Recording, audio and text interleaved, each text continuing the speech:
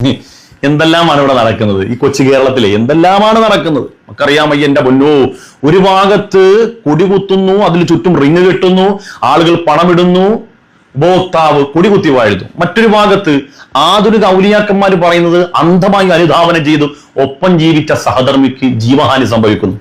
നമ്മളൊന്നും പറയുന്നില്ല, നമ്മളെന്തെങ്കിലും പറഞ്ഞാൽ മൊത്തം പ്രശ്നമാവും. നമുക്കതിനുള്ള വിവരമില്ലല്ലോ.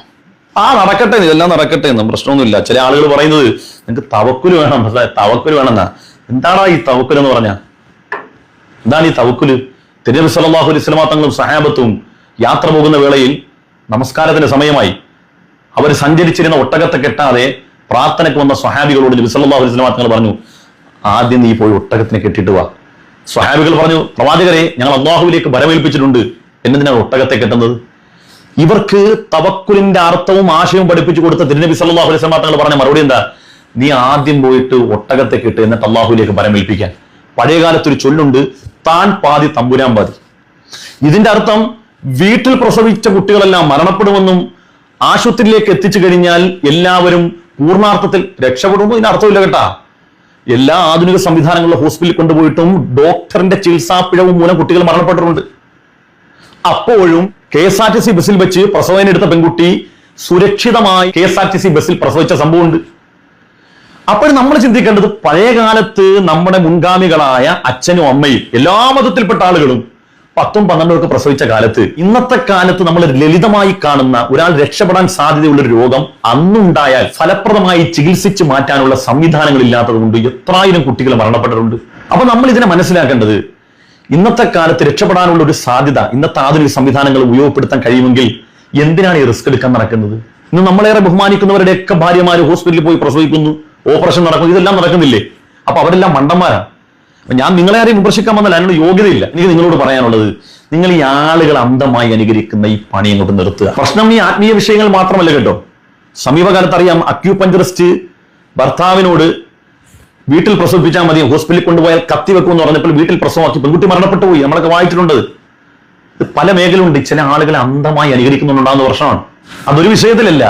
ഇന്നത്തെ ഏറ്റവും വലിയ ദുരന്തം എന്ന് പറഞ്ഞാൽ ഈ യൂട്യൂബ് വഴി പല ആളുകളും പറയുന്നത് കേൾക്കുകയും അംഗീകരിക്കുകയും തൊണ്ട തൊടാതെ വീഴുകയും അവരുടെ ആരാധകന്മാരായി മാറുന്ന, ഫാൻസായി മാറുന്ന ആളുകളുണ്ട്. അതൊരു വിഷയത്തിൽ മാത്രമല്ല, പല വിഷയത്തിലും. നിങ്ങൾ ആലോചിച്ച് നോക്കിയേ, ഭർത്താവ് അയച്ചു കൊടുക്കുന്ന പണം മുഴുവനും എവിടെയോ ആരോ കെട്ടിയ കൊടിയുടെ താഴെ കൊണ്ടുവന്ന് കുന്നുകൂട്ടിയിടുന്ന ആളുകൾ നമുക്കിടയിൽ ഇല്ലേ? അതും ഒരു അന്ധത തന്നെയല്ലേ? ആരാണ് ഈ മനുഷ്യന്മാർ? ഇവരുടെയൊക്കെ ക്വാളിറ്റി എന്താണ്? ഇന്ന് കേരളത്തിൽ ആയിരക്കണക്കിന് ഉഖ്റവിയായ മുത്തഅല്ലിമീങ്ങൾ പഠിക്കുന്ന സ്ഥാപനങ്ങൾ, അതിന്റെ നിത്യവൃത്തിക്ക് പണമില്ലാതെ അതിന്റെ കമ്മിറ്റിക്കാരായ ആളുകൾ പരക്കം വായുമ്പോൾ, ആളുകളുടെ മുമ്പിൽ യാചിക്കേണ്ടി വരുന്ന അവസ്ഥ വരുമ്പോഴൊക്കെ ഇവിടെ ചില ആളുകൾ തങ്ങളുപ്പാപ്പാക്ക് കൊണ്ടുപോയി തിരുവിൽ കാഴ്ച വെക്കുകയാണ്, എറിഞ്ഞു കൊടുക്കുകയാണ്. എത്ര മേലും തരാന്നാ പറയുന്നത്? നിങ്ങളുടെ കയ്യിലുള്ള ഈ പണം കൊണ്ടുവന്ന ഒരു മുത്തഅല്ലിമി നിങ്ങൾ ഒരു കിതാബ് വാങ്ങി കൊടുത്താൽ ആ കുട്ടി പഠിച്ച വിജ്ഞാനം അനന്തമായി മറ്റുള്ള ആളുകളിലേക്ക് പകർന്ന് ഗമിക്കുകയാണ്. നമ്മൾ മരണപ്പെട്ട് കാലങ്ങൾ കഴിഞ്ഞാലും നമ്മുടെ ഖബറിലേക്ക് നൈരന്തര്യമായി അതിന്റെ പ്രതിഫലം ലഭിക്കും ചെയ്യും. പക്ഷെ അതൊന്നും ആളുകൾക്ക് വേണ്ട. ആളുകൾക്ക് ഇഷ്ടം എന്ന് പറഞ്ഞാൽ ഇത് തന്നെ. ഒരാൾ കസേരയിട്ട് അവിടെ ഇരിക്കുക, അയാൾ മാഷാ അല്ലാ എന്നൊക്കെ ഇങ്ങനെ പറയുക, അയാളുടെ മുമ്പിലേക്ക് എത്ര വീണലും വാരി കൊടുക്കാൻ ആളുകൾ തയ്യാറാണ്. ഈ കൗമിനെ ആര് പറഞ്ഞ് നന്നാക്കാനാണ്? നിങ്ങൾ ഇതൊന്നും കണ്ടുപോയി.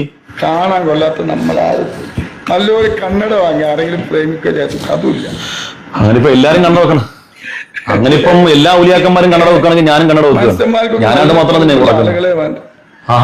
നമ്മളെ കാര്യം പ്രേമിച്ചാണ് വയസ്സായി മുടി നരച്ചു. അതെ അതെ അതെ അതെ. ഗൂഗിൾ പേ ശരിയായി, ഗൂഗിൾ പേ ശരിയായി. ഇനി ഞാനൊരു പണി അങ്ങോട്ട് തുടങ്ങാൻ പോകും. അങ്ങനെ അങ്ങോട്ട് വിട്ടാൻ പറ്റും, എനിക്കും ജീവിക്കണം. അൽഹംദുലില്ലാഹ്, നമുക്കുള്ളത് കൊണ്ട് ഇങ്ങനെ സന്തോഷത്തിൽ പോണം. എന്ത് സുഖമുള്ള പണിയാണ്. ഞാനും തുടങ്ങാൻ പോവാണ്. നിങ്ങളെല്ലാം എന്റെ ഒപ്പം നിൽക്കൂലേ? ഞാനും വിടുന്നില്ല. ഞാനൊരു കൊടിയൊക്കെ കുത്തി റിങ്ങൊക്കെ കെട്ടി ഞാനും ഇതെല്ലാം കൊണ്ട് തുടങ്ങാൻ പോവാ. നിങ്ങൾ എന്നെ ഇട്ടേച്ചു പോരുത്. എനിക്ക് അതേ പറയാനുള്ളൂ. ജീവിക്കേണ്ടേ? എന്ത് ചെയ്യും? ഒരു മാർഗമില്ല. ഈ പള്ളിയിൽ കിടന്ന് നമ്മളിങ്ങനെ ഒരു മാസക്കാലം ഇങ്ങനെ തുഴഞ്ഞാല് ഒരു കരയിൽ നിന്ന് മറുകരയെത്താൻ എന്തെല്ലാം പാടുപെടണം, എന്തെല്ലാം ബുദ്ധിമുട്ടണം. കല്യാണക്കാര്, വരവസോലിക്കാര്, ഇവർക്കെല്ലാം കൊടുത്തു തീർക്കണ്ടേ? ഇതാകുമ്പോൾ ആഴ്ചയിൽ ഒരു പ്രാവശ്യം ഈ കിണറിൽ നിറയുന്ന പൈസ മതി. അല്ലാഹുവേ, മഴ പെയ്ക്കൽ അടക്കുന്നു, പൈസ താഴെ പോകും. ഈ കിണൽ വീഴുന്ന പൈസ മതി ഒരു വർഷത്തേക്ക് ചെലവിനുള്ളതാവും. അപ്പൊ എല്ലാവരും സഹകരിക്കണം. ഇൻഷാ